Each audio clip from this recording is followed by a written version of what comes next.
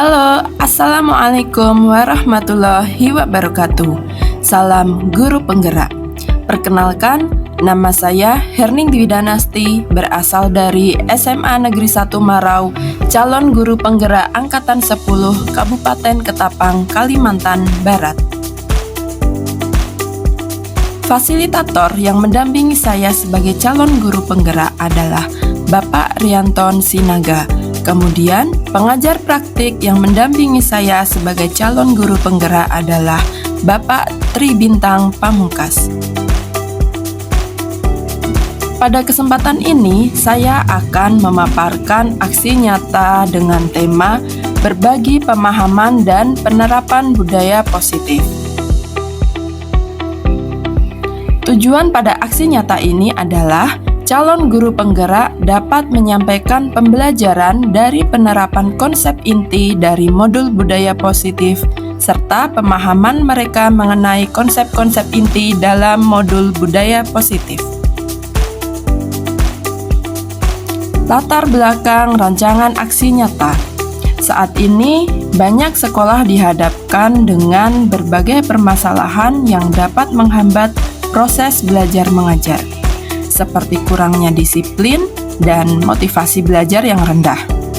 Budaya positif hadir sebagai solusi untuk menciptakan lingkungan sekolah yang kondusif, aman, dan inklusif bagi seluruh siswa dan guru. Hal itu sesuai dengan tujuan pendidikan, yaitu menuntun segala kodrat yang dimiliki anak agar mereka dapat mencapai keselamatan dan kebahagiaan setinggi-tingginya, baik sebagai individu manusia maupun anggota masyarakat. Tujuan pada rancangan aksi nyata ini adalah 1. Mewujudkan penerapan budaya positif sehingga murid dapat bertanggung jawab atas tindakan mereka dan membuat keputusan yang positif. 2. Mewujudkan karakter profil pelajar Pancasila pada murid. Tolok ukur rancangan aksi nyata adalah 1. Murid menunjukkan pemahaman yang baik tentang konsep budaya positif serta menerapkannya. 2. Peran kontrol guru sebagai manajer. 3. Murid berkarakter profil pelajar Pancasila. Lini masa tindakan yang dilakukan adalah 1. Meminta izin dan dukungan kepala sekolah untuk melakukan aksi nyata tentang budaya positif. 2. Merancang bahan presentasi untuk melakukan aksi nyata tentang budaya positif. 3. Melaksanakan aksi nyata berbagi praktik baik mengenai budaya positif. 4. Merencanakan keyakinan kelas atau sekolah bersama murid. 5. Mensosialisasikan penerapan budaya positif kepada murid dan orang tua serta masyarakat. 6. Membuat dokumentasi dan laporan. 7. Membuat refleksi hasil kegiatan yang telah dilakukan. Kemudian dukungan yang saya butuhkan pada rancangan aksi nyata saya adalah 1. Kepala Sekolah SMA Negeri 1 Marau. 2. Guru-guru SMA Negeri 1 Marau. 3. Murid SMA Negeri 1 Marau. 4. Orang tua atau wali. 5. Masyarakat. 6. Pemerintah daerah setempat.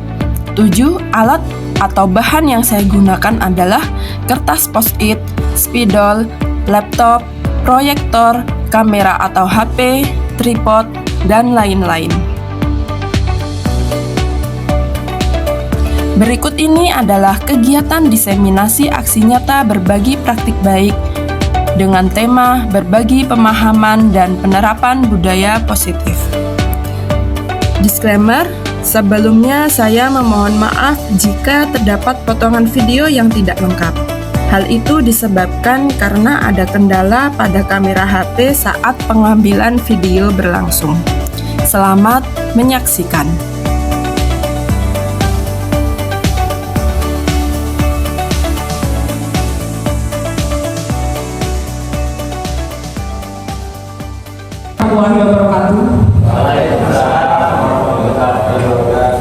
Selamat pagi dan salam MC di bawah jam 12. Selamat datang kami ucapkan kepada Bapak Ibu rekan-rekan Dewan Guru SMA Negeri 1 Marau yang sudah bersedia hadir dalam acara dalam acara aksi nyata yang akan yang akan disampaikan oleh narasumber kita Bu Herning Dwi Danasti.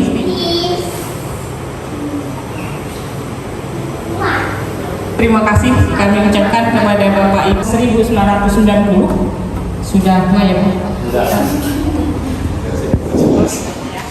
Nah, riwayat kehidupannya silahkan di layar juga ada, silahkan dilihat saja. Kemudian info kontaknya juga ada di layar. Bapak Ibu yang ada di sini ataupun yang jauh di sana dapat melihat riwayat hidup dari narasumber kita pada hari ini.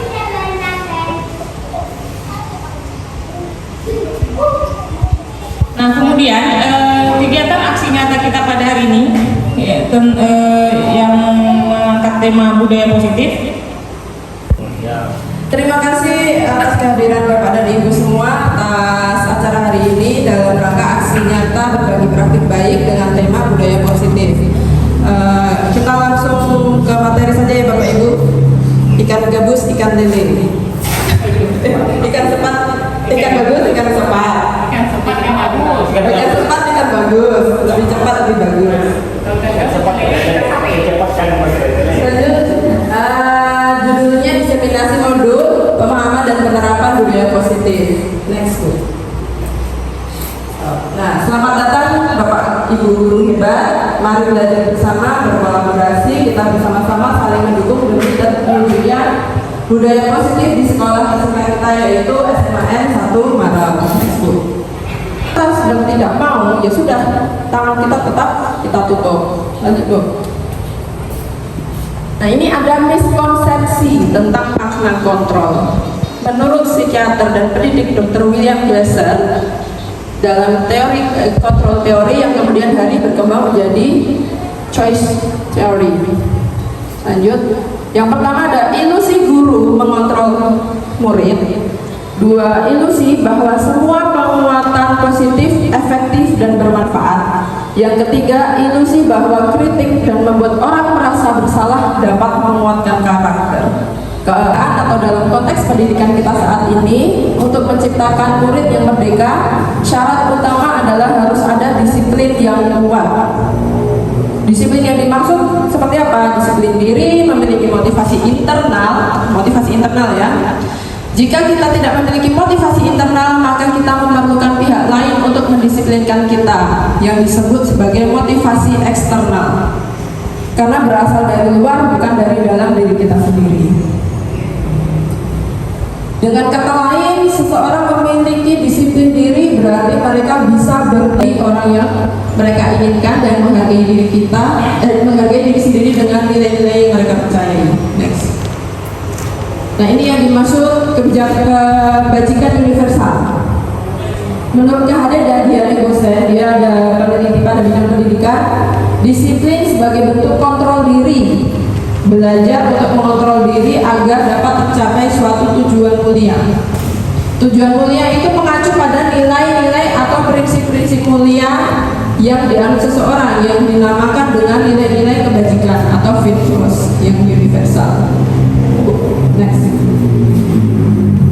Pelajar Pancasila. Apa aja Bapak Ibu proses pelajar Pancasila? Beriman dan bertakwa, berakhlak mulia, berkebinekaan global, kemudian gotong royong, mandiri, kreatif. Oke, mantap. Jadi bisa disimpulkan bahwa sebagian institusi atau organisasi saling memiliki nilai-nilai kebajikan yang sama. Nilai-nilai kebajikan itu kalau yang kita kan yang profil pelajar Pancasila, ada institusi lain itu yang seperti kejujuran, seperti menghormati orang lain, menjaga kebersihan, itu termasuk nilai-nilai kebajikan. Next Bu. Yang mereka percaya. 3 motivasi ini kalau Bapak Ibu amati, mana yang motivasi eksternal, mana yang motivasi internal. Yang pertama itu motivasi apa? Untuk menghindari ketidaknyamanan atau hukuman.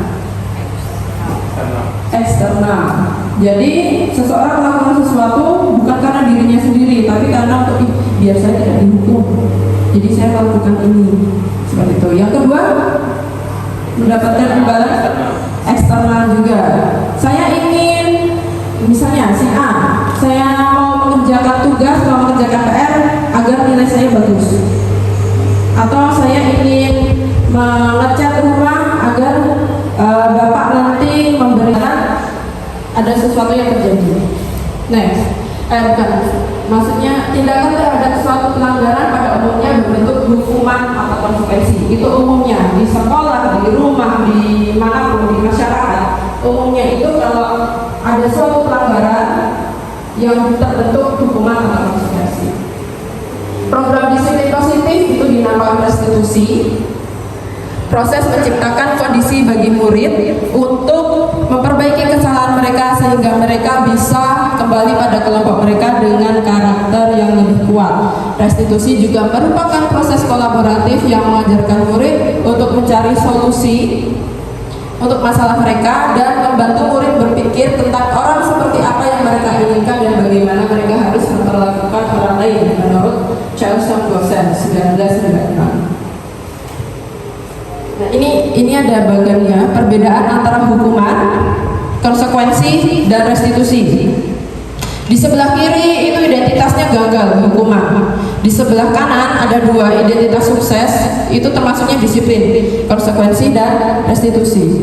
Yang seperti kita lihat, hukuman dari atas ke bawah, sesuatu yang menyakitkan harus terjadi.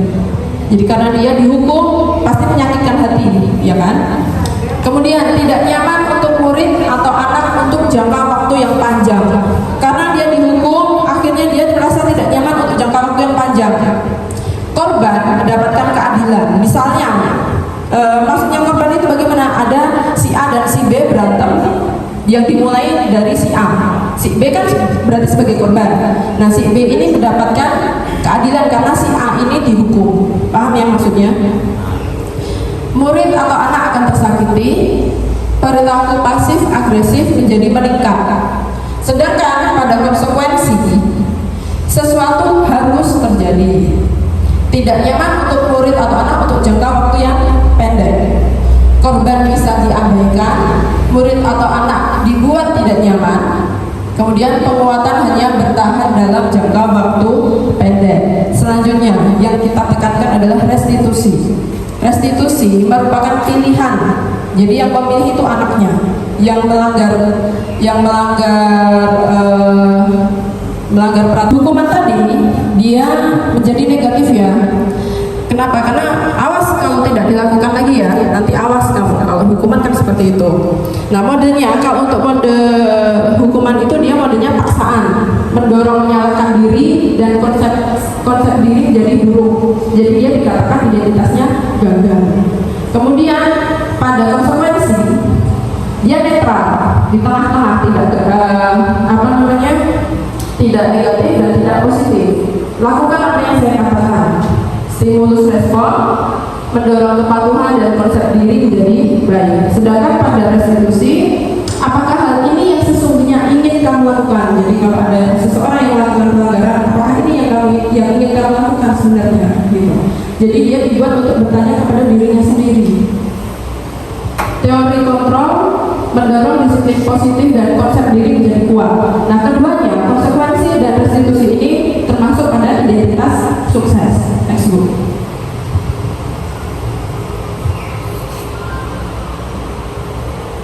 Ini bedanya hukuman dan konsekuensi restitusi tadi ya. Udah ya ini tadi. Belum ya. Hukuman, muridnya itu diberikan bisa berupa fisik maupun psikis. Jadi itu akan melukai si penerima hukuman. Lanjut.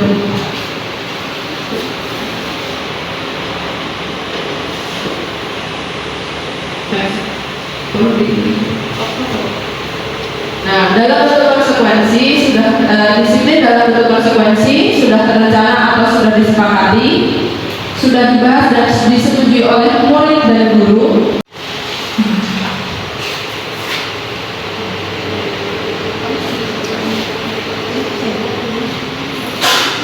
Jadi ada peneliti pada pendidikan namanya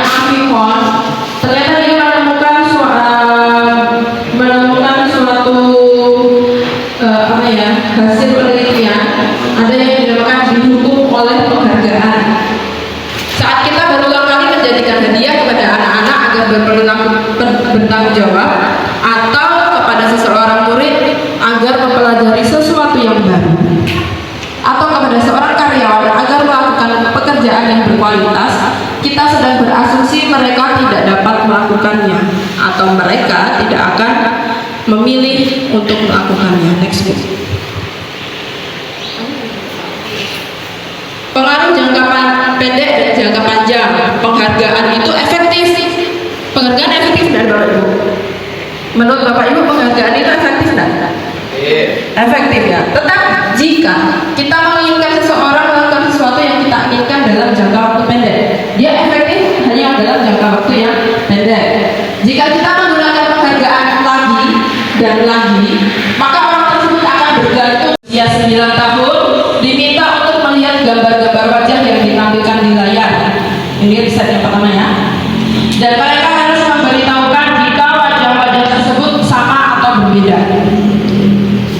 Gambar-gambar tersebut hampir sama, jadi untuk membedakannya agak sulit. Beberapa dari mereka diberi penghargaan dalam bentuk uang. Jadi kelompok A itu diberi penghargaan dalam bentuk uang, kelompok B tidak mendapatkan apa-apa. Ternyata hasilnya anak-anak yang dibayar membuat lebih banyak kesalahan. Itu makanya disebut penghargaan mengurangi ketepatan. Riset kedua, beberapa anak disuruh mengingat kata-kata tertentu. Kemudian mereka disuruh mengambil kartu yang berisi kata-kata yang diingat kata-kata yang diingat tersebut setiap kali muncul. Beberapa anak kelompok si A diberi imbalan permen kalau dia dapat mengucapkan kata-kata yang tepat. Sedangkan kelompok B tidak diberikan perlakuan atau tidak dapat imbalan. Ternyata hasilnya anak-anak yang mendapat permen jawabannya banyak yang tidak tepat. Gitu. Jadi karena dia terlalu bersemangat untuk mendapatkan permen, dia jadi mengabaikan hal-hal yang detail. Next book. Ibunya ini kan guru bahasa Indonesia, Ibu.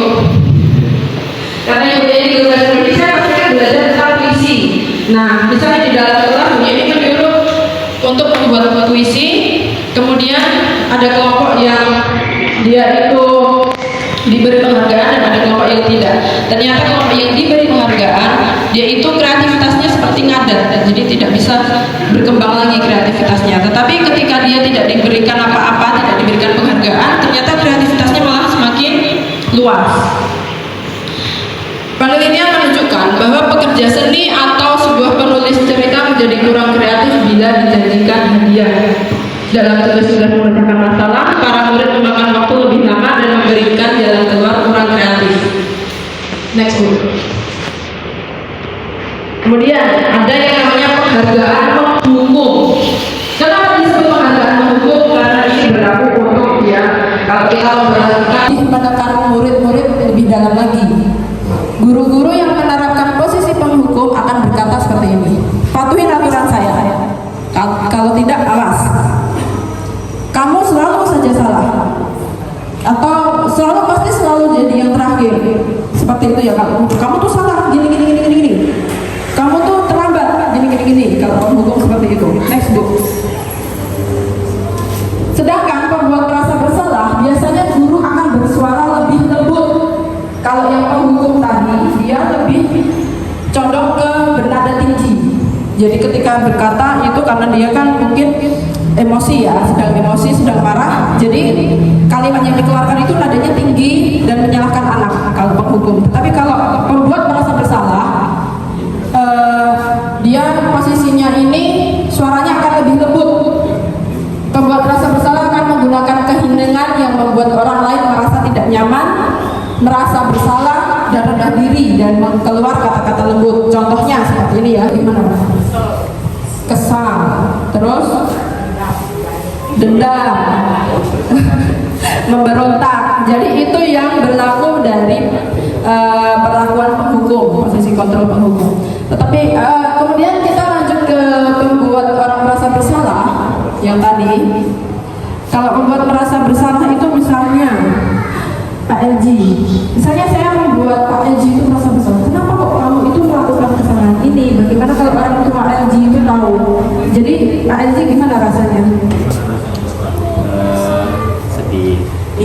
sedih, kemudian menjadi merasa bersalah, bisa menjadi sedih, merasa bersalah karena dia terus-terusan merasa bersalah, jadinya tidak percaya diri lagi atau minder, itu untuk membuat merasa bersalah. Kemudian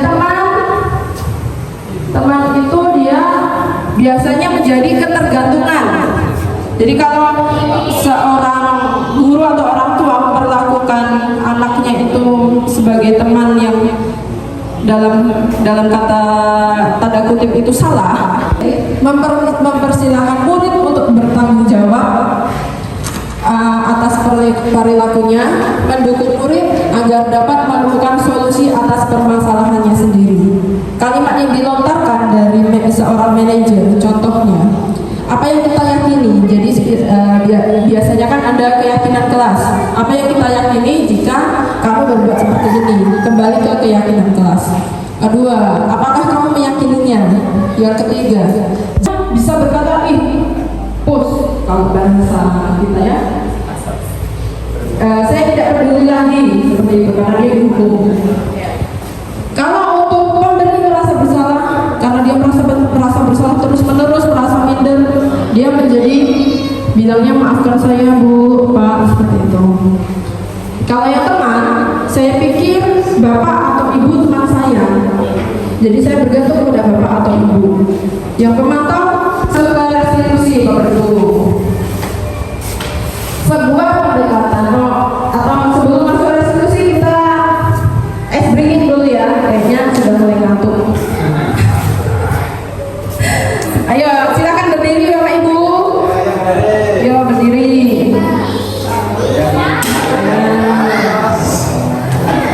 Instruksinya seperti ini. Nanti kalau saya bilang Bapak, perutnya maju, ya, Bapak. Oke. Kalau saya bilang Ibu, perutnya mundur, otaknya mundur. Kalau saya bilang Kakak, ke kanan. Kalau saya bilang Adik, ke kiri. Oke ya. Coba Bapak, Ibu, Adik, kiri, Adik, Kakak, kanan, Ibu, Bapak. Bisa ya? Nah, sekarang mulai. Bapak dan Ibu pergi ke pasar. Adik, ayo goyang. Ulangi ya.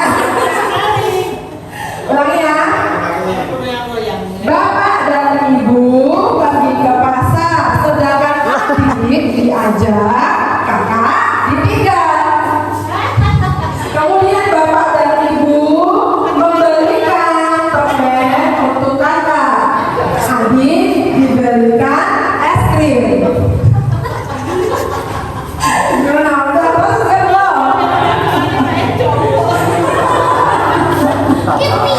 Kemudian Bapak dan Ibu pergi bermotor menuju ke alun-alun. Adik dan kakak menuju ke sekolah. Ya, terima kasih ya.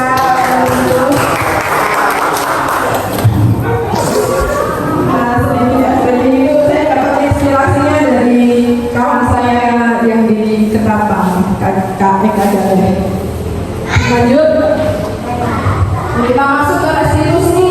Nah, udah segar ya, udah segar loh. Atau segar tadi?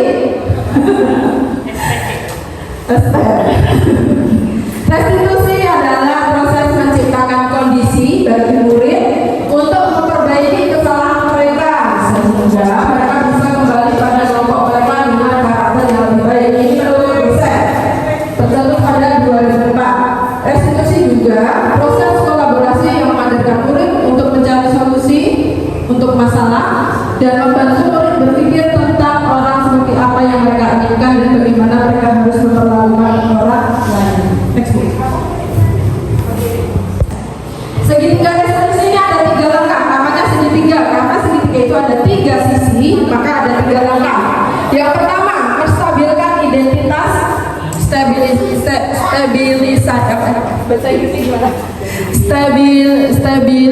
the identity. Dia kontrolnya.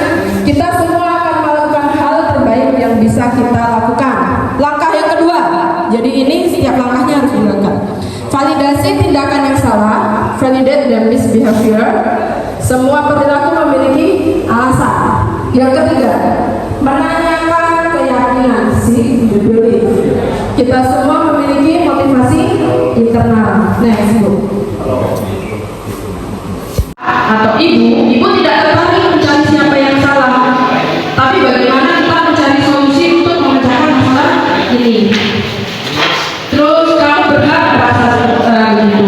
Apakah kamu sedang menjadi teman yang baik buat dirimu sendiri? Itu kata-kata yang berada pada menstabilkan identitas. Next, Bu. Yang kedua adalah validasi tindakan yang salah.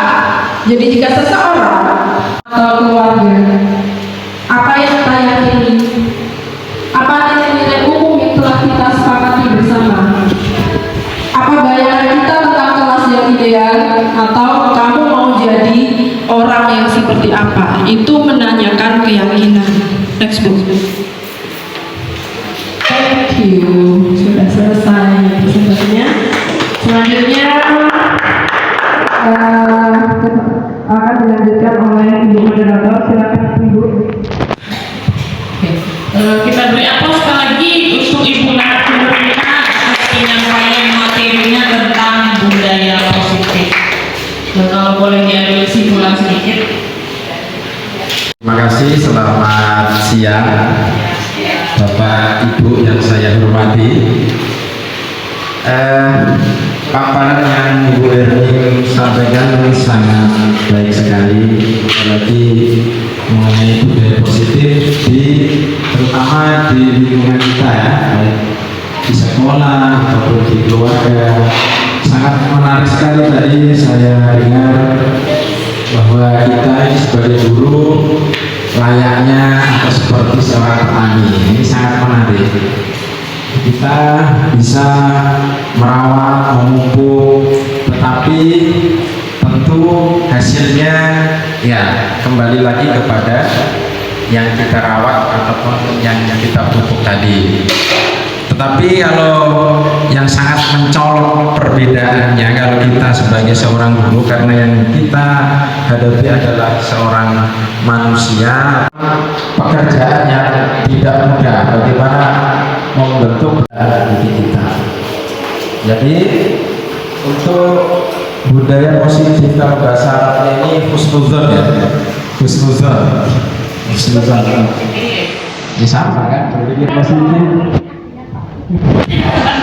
Budaya kan juga berpikir positif. Kita melihat segala sesuatu itu dari segi positifnya dulu, jangan husnuzon dulu, prasangka jelek. Memang setuju saya kalau sedikit-sedikit ini pikirannya kayak polisi terus. Tapi ya memang ada kalanya kita harus positif thinking, ada kalanya kita harus curiga ya. Nah ini yang mau saya tanyakan ya, bagaimana menempatkan diri kita. Kadang kan kita harus namanya menghadapi anak nakal ini kan juga, ini tadi kayaknya harus thinking juga, ya kan? Tadi kayaknya ini dia lewat dari belakang nih ngapain? Atau bolos atau mau cari apa kan nggak tahu juga. Nah ini sekedar ada sedikit pertanyaan juga unek-unek dari saya. Terima kasih. Kembali lagi ke moderator. Terima kasih Pak Zamroni. Pak kenalkan diri ya, saya kenalkan. Yang tadi bertanya itu Pak Zamroni, guru matematika dari Jepara ya. Silakan Ibu narasumber langsung ditanggapi. Ya, terima kasih Pak Zam atas pertanyaannya. Jadi memang tantangannya kita ya, tantangan sebagai guru itu sebenarnya sangat banyak. Salah satu contohnya adalah salah satu tantangannya itu menghadapi murid dengan berbagai sifat dan sikap. Ya kalau kita dapatnya anak yang anteng, antus, dia berlaku dengan baik, nggak aneh-aneh, nggak neko-neko gitu ya. Tetapi itu tadi menurut KHD ternyata setiap manusia itu pasti ada kodrat alamnya dan kodrat zamannya. Jadi setiap orang, setiap manusia itu memiliki karakter yang unik gitu.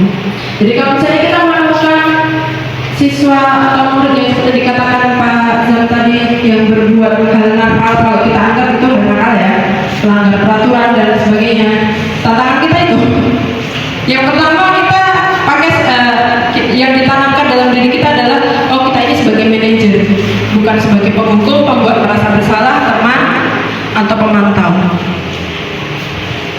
Pelan-pelan kita membiasakan hal itu biar bisa menjadi budaya positif. Kemudian langkah-langkahnya itu memakai segitiga distribusi tadi.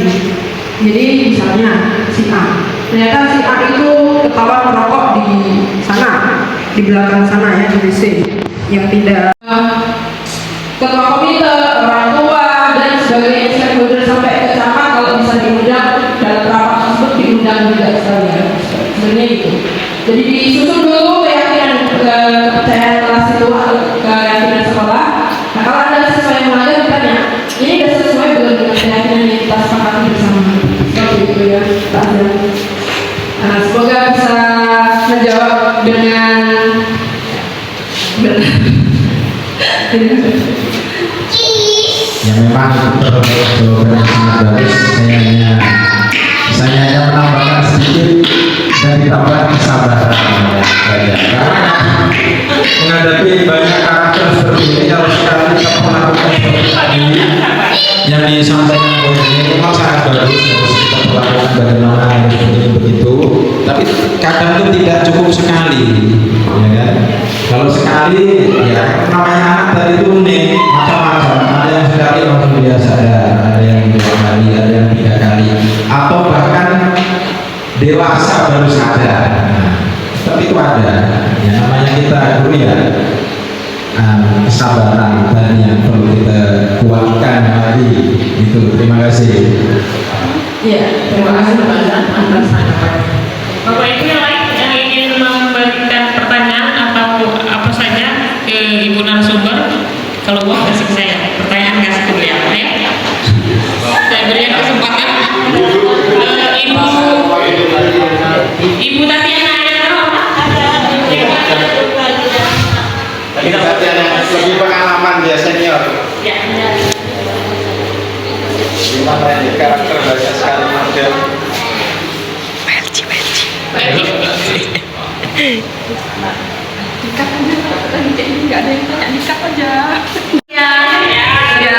Perkenalkan, nama saya Nobri Eka Poli. Berkaitan dengan budaya positif, hal yang saya mau tanyakan karena ini yang saya temui dalam tugas tambahan saya sebagai guru piket. Berkaitan dengan budaya positif, permasalahan inilah yang menjadi hal yang saya temui terhadap satu orang anak yang memiliki perilaku tidak peka terhadap tugasnya dia dalam hal piket umum dan yang memiliki perilaku yang tidak segan terhadap orang yang lebih tua daripada dia, kemudian memiliki sikap cuek terhadap suatu omongan dari lawan bicaranya. Nah, dari materi yang sudah dipaparkan tadi, itu ada proses-prosesnya. Namun bagi saya sendiri orangnya adalah ketika 1-2 kali saya melakukan tindakan dari beberapa contoh tadi, orangnya mungkin boleh dikatakan ya cepat putus apa atau masa muda atau cuek, karena memang dari anak tersebut sudah tidak ada perubahan dan memang tidak peduli. Nah, yang menjadi pertanyaan saya adalah bagaimana sikap tindakan saya yang harus saya lakukan supaya anak yang saya rasa bermasalah dengan saya itu ada menunjukkan perubahan. Jadi apa yang harus saya lakukan yang lebih boleh dikatakan cepat dan tepat mengena ke anak tersebut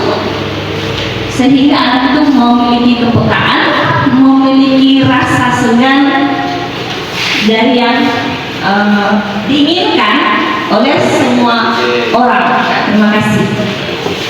Ya, terima kasih Bu Eva. Pertanyaannya yang sangat bagus dan sangat pelik ya. Iya, sekali curhatnya curhat tersembunyi. Jadi sebenarnya kalau dalam itu kan kita barusan mempelajari beberapa teori ya. Kalau dalam kenyataannya, Bu, nanti ini gitu. Kita kan sebagai guru gimana caranya secara optimal maksimalkan berperan sebagai manajer yang memperlakukan segitiga restitusi tersebut. Tetapi itu pun tidak bisa langsung. Kadang ada beberapa anak yang tadi kita bahas tidak bisa langsung dia sadar diri atas kesalahannya, tidak bisa langsung dia gini gitu. Karena kita kalau yang dipaparkan Bu Eva tadi ternyata mendapatkan anak yang keras kepala, gitu ya. Nah, dia bersikap seperti itu sebenarnya ada posisi sudah melakukan posisi kontrol sebagai manajer dan melakukan segitiga restitusi, ternyata anaknya seperti itu, tetap seperti itu, ya kita berusaha maksimal tetap seperti itu aja, begitu. Nah, karena mau bagaimanapun juga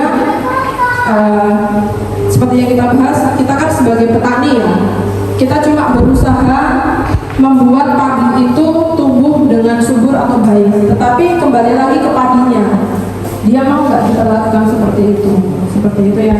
Apa yang kita lakukan hari ini bermanfaat, kemudian bisa kita terapkan di dalam kehidupan di sekolah kita.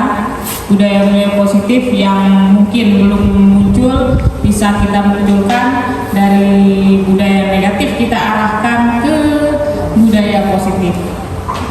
Dan dalam hal ini peranan kita sebagai guru adalah, saya ulang kembali penyampaian dari Bu Henning kalau nggak salah, bahwa peranan guru dalam budaya positif itu adalah sebagai manajer. Nah, manajer tugasnya apa? Nanti Bapak Ibu cari tahu aja sendiri. Merangkap pembawa acara sekalian tadi, merangkap operator. Mohon maaf apabila ada salah-salah kata, mohon dimaafkan. Kemudian saya nggak punya pantun lagi.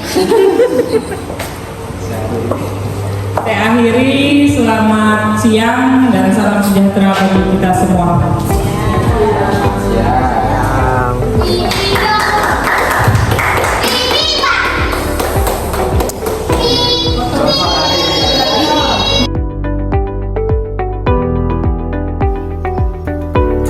Demikianlah video saya mengenai aksi nyata berbagi praktik baik, diseminasi, pemahaman dan penerapan budaya positif bersama dengan guru-guru SMA Negeri 1 Marau.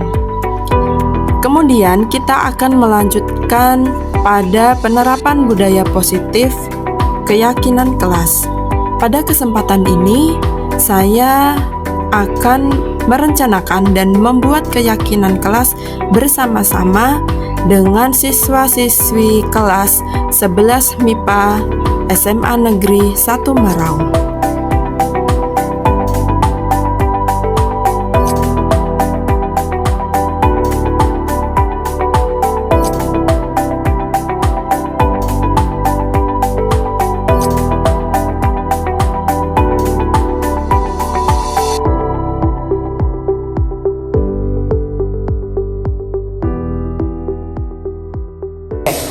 Assalamualaikum warahmatullahi wabarakatuh. Waalaikumsalam warahmatullahi wabarakatuh. Selamat siang. Siang. Bagaimana kabarnya?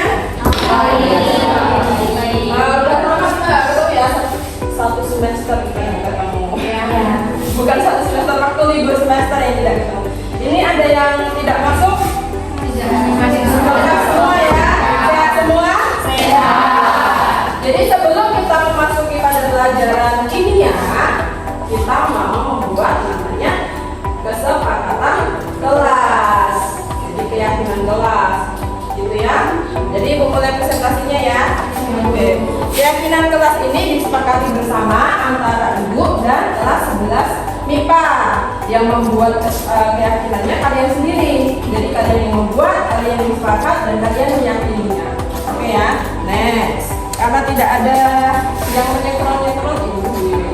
Nah, halo dan selamat kembali ke sekolah. Nah, contohnya gini. Kalau yang dulu kita tahu namanya peraturan, ya kan? Peraturan itu ada berbagai macam, tidak boleh ini, tidak boleh itu, harus ini, harus itu, gitu kan? Nah, contohnya gini. Misalnya ada pengendara roda 2 nih, harus memakai helm. Terus pengendara roda 4 gimana? Orang-orang itu pada pakai helm dan seat belt atau sabuk pengaman karena dia tidak mau ditilang. Kebanyakan kayak gitu. Ya, jadi contohnya yang ada di sekitar kita ini, yang pakai helm berapa orang? Ayo, yang berkendara pakai roda 2, kendaraan pakai roda 2, yang pakai helm berapa orang? Keinginan dapat menunjukkan motivasi intrinsik artinya kurang huruf. Intrinsik itu apa? Motivasi dari dalam diri sendiri untuk menjalankan nilai-nilai kebajikan. Nilai-nilai kebajikan yang ada di Indonesia itu tercermin dalam profil pelajar aja. Nah, kita membuat keyakinan kelas ini tujuannya nih menciptakan lingkungan belajar yang aman, saling menghormati dan kondusif. 2. Meningkatkan disiplin dan keteraturan di kelas. 3. Meningkatkan fokus dan konsentrasi siswa. 4. Membangun rasa hormat dan tanggung jawab. 5. Meningkatkan komunikasi dan kerjasama. 6. Meningkatkan motivasi belajar. Jadi itu tujuannya untuk kalian sendiri. Nah, karena kita sudah sampai ke ini menyampaikan usulan peraturan. Jadi ibu bagikan kertas, satu orang satu. Nanti kalian tulis di kertas itu peraturan yang kalian tahu tentang berada di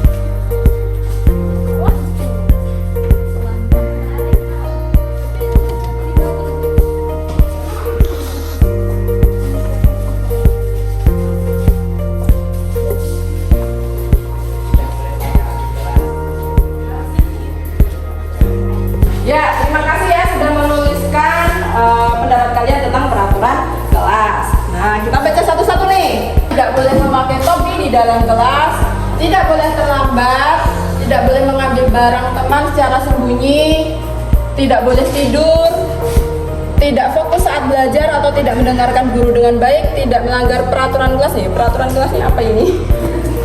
Tidak boleh berbicara kasar, tidak boleh tidur di kelas. Kalau tidur di kelas ada 2, kita jadikan 1 ya. Tidak boleh tidur di kelas, jadikan 1. Dilarang bermain handphone. Handphone berarti jadikan 1. Tadi mana ya?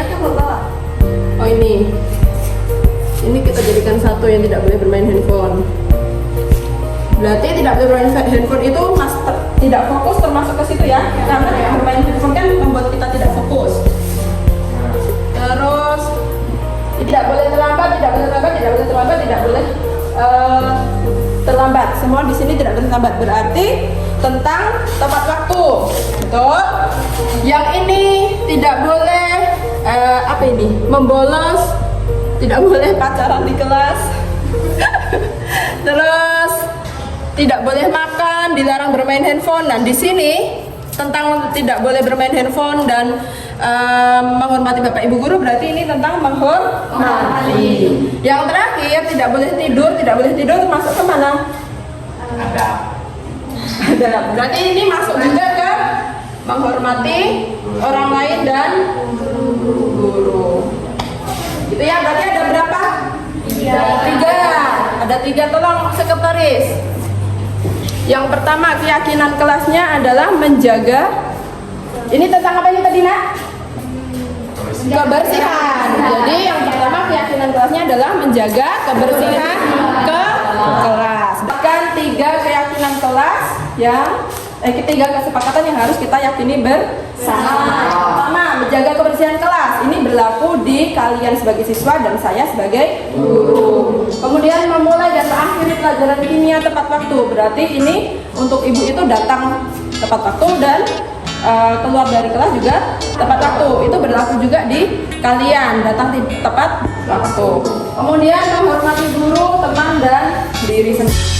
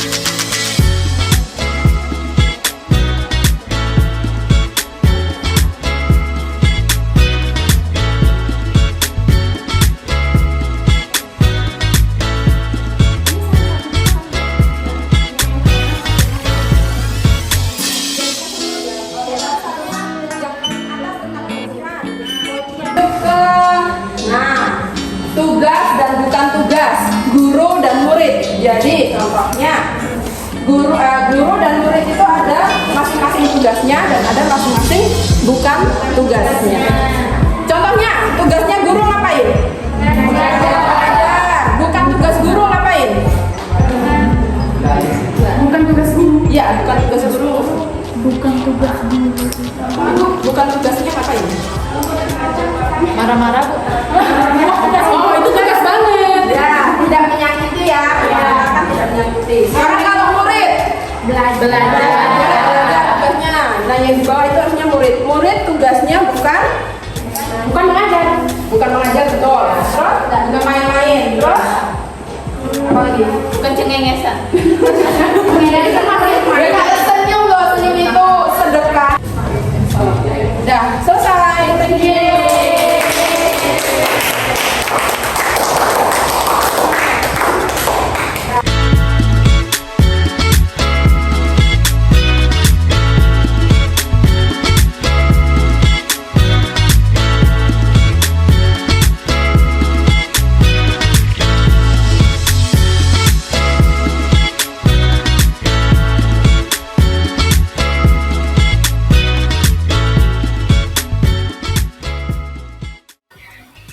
Keyakinan kelas yang telah disepakati antara saya sebagai guru dengan siswa-siswi kelas 11 MIPA SMA Negeri 1 Marau pada pelajaran kimia adalah sebagai berikut. 1. Menjaga kebersihan kelas. 2. Memulai dan mengakhiri pelajaran tepat waktu. 3. Menghormati guru, teman, dan diri sendiri. Selanjutnya, penerapan budaya positif segitiga restitusi. Skenario kasus, pada saat pembelajaran kimia, Faik tidak bijak dalam menggunakan HP. Hal itu diketahui oleh Ibu Herning sehingga HP milik Faik dibawa Bu Herning untuk sementara waktu. Kemudian saat seluruh jam pelajaran berakhir, Faik menemui Bu Herning di ruang guru untuk melakukan diskusi singkat mengenai pelanggaran keyakinan yang telah dilakukan Faik. Pada saat diskusi tersebut, Bu Herning mengambil posisi kontrol sebagai manajer serta menggunakan langkah-langkah segitiga restitusi. Selamat siang Bu Herning. Selamat siang Faik, silahkan duduk. Baik Bu, terima kasih.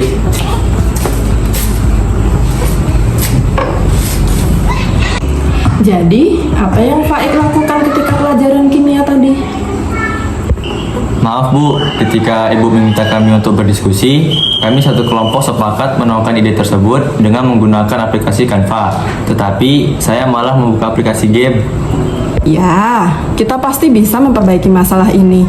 Apakah saat ini kamu tengah menjadi orang yang baik untuk dirimu sendiri? Tidak Bu, Oke, kamu pasti punya alasan kan melakukan hal itu? Kenapa kamu membuka aplikasi lain dan tidak fokus saat berdiskusi dengan teman saat pelajaran tadi?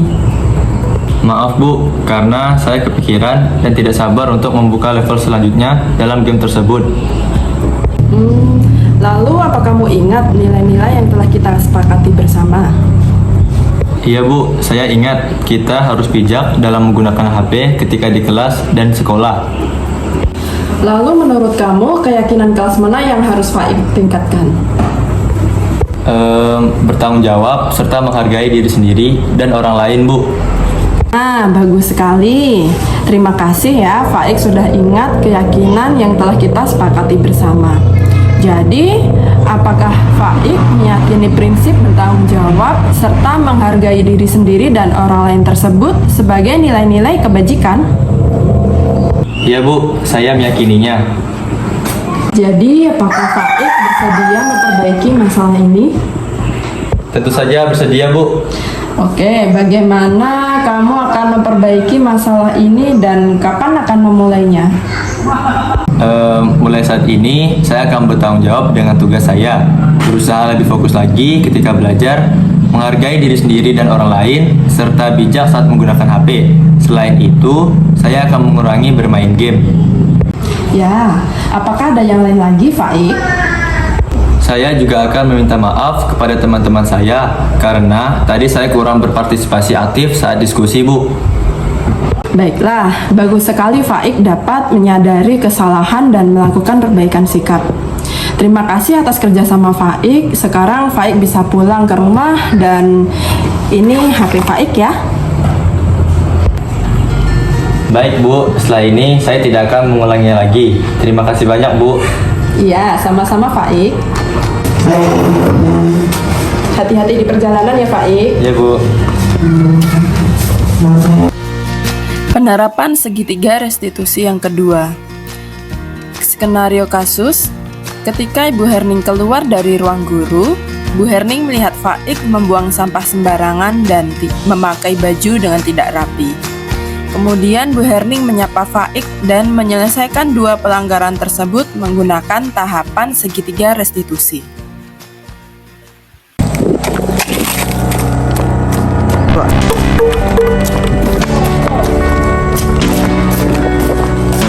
Selamat siang Faik. Selamat siang Bu. Kesini dulu silahkan. Faik, Ibu tadi lihat kamu membuang sampah sembarangan. Lalu baju kamu juga tidak rapi. Iya Bu, maaf. Iya, kamu pasti punya alasan melakukan hal itu. Kenapa kamu membuang sampah sembarangan dan bajunya tidak rapi? Maaf Bu, saya terburu-buru mau masuk kelas sehingga tidak melihat tempat sampah dan tidak sempat merapikan baju Bu. Lalu, apa kamu ingat nilai-nilai umum yang telah kita sepakati bersama, Faik? Iya Bu, saya ingat kita harus menjaga kebersihan kelas maupun sekolah serta menjaga kerapian diri untuk menghargai diri sendiri dan orang lain Bu. Nah, bagus sekali. Terima kasih Faik sudah ingat keyakinan yang telah kita sepakati. Jadi, apakah Faik meyakini prinsip menghargai diri sendiri dan orang lain tersebut sebagai nilai-nilai kebajikan? Iya Bu, saya meyakininya. Apakah Faik bersedia memperbaiki masalah ini? Tentu saja bersedia Bu. Bagaimana kamu akan memperbaiki masalah membuang sampah sembarangan dan baju yang tidak rapi, Faik? Saya akan memungut sampah saya tadi, lalu membuangnya ke tempat sampah Bu. Kemudian saya akan merapikan baju saya di toilet siswa. Oke, setiap manusia pasti pernah melakukan kesalahan seperti itu, Faik. Bagus sekali Faik dapat menyadari kesalahan dan melakukan perbaikan sikap. Ya Bu, setelah ini saya tidak akan mengulanginya lagi. Terima kasih banyak ya Bu. Ya, sama-sama Faik. Permisi ya Bu. Ya.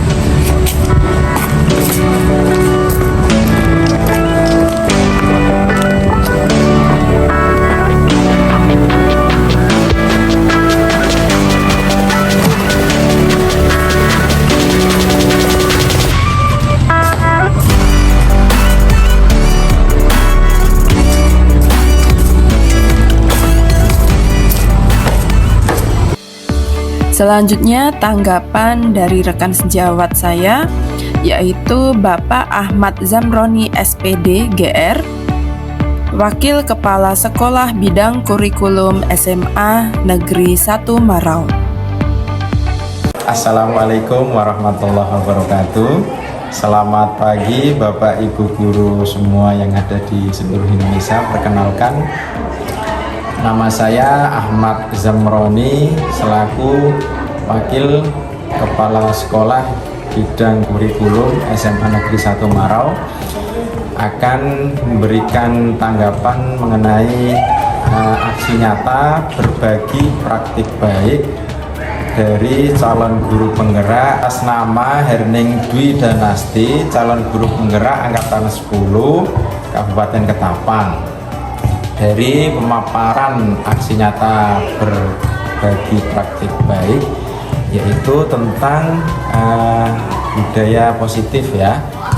Menurut saya sangat baik sekali, saya sangat mengapresiasi kegiatan tersebut karena di sekolah kami ini baru pertama kali diadakan berbagi praktik baik yang bertemakan budaya positif. Ini sangat mempengaruhi juga kepada rekan-rekan kami sebagai guru juga, termotivasi untuk menerapkan juga apa-apa yang disampaikan oleh Ibu Herning, terutama yang berkaitan dengan peserta didik kita, bagaimana kita mendidik tidak hanya memberikan materi-materi saja, ilmu pengetahuan saja, tapi lebih dari itu kita harus bisa menggali apa yang menjadi karakter setiap peserta didik, menggali kemampuan-kemampuan yang ada di dalam peserta didik tersebut, tentunya sesuai dengan kodratnya, sesuai dengan karakternya masing-masing, dan sesuai dengan perkembangan zaman yang ada sekarang ini. Jadi kita tidak hanya memberikan instruksi-instruksi saja, tapi kita harus bisa sepenuhnya dengan budaya-budaya positif, dengan kedisiplinan, dengan argumentasi positif, positive thinking, dan lain sebagainya. Kita satukan semuanya, saling bekerja sama, mulai dari guru, kepala sekolah, murid, dan semua stakeholder yang ada di SMA Negeri 1 Marau ini saling bekerja sama untuk melakukan atau melaksanakan budaya positif di sini. Terima kasih atas penyampaian yang Ibu Herning melakukan kemarin itu, sangat membantu semuanya, terutama Bapak Ibu guru yang ada di SMA Negeri 1 Marau ini. Sekian dan terima kasih. Wassalamualaikum warahmatullahi wabarakatuh. Selamat pagi. Demikian video saya mengenai aksi nyata berbagi praktik baik dengan tema budaya positif. Sekolah yang memiliki budaya positif adalah tempat di mana setiap siswa merasa dihargai, didukung, dan termotivasi untuk belajar. Melalui budaya positif di sekolah, tidak hanya meningkatkan prestasi akademis, tetapi juga mengembangkan karakter siswa. Terima kasih telah menonton video ini. Apabila ada kritik dan saran untuk saya, silahkan tuangkan di kolom komentar dengan kalimat yang baik dan membangun. Mohon maaf atas segala kekurangan saya. Sampai jumpa di video selanjutnya. Wassalamualaikum warahmatullahi wabarakatuh.